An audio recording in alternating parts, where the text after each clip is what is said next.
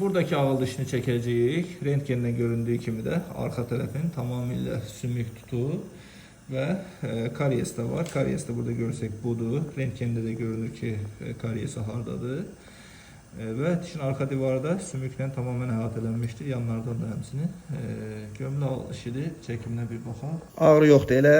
Yox. Açır eləndi.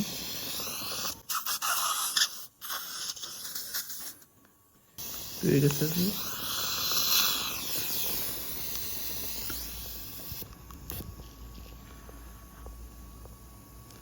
Tamamen geldi. Dişimiz çıktı. Rahatsız.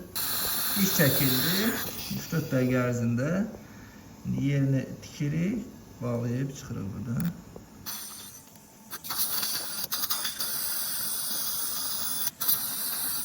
Ve dişin yerini de tikdik.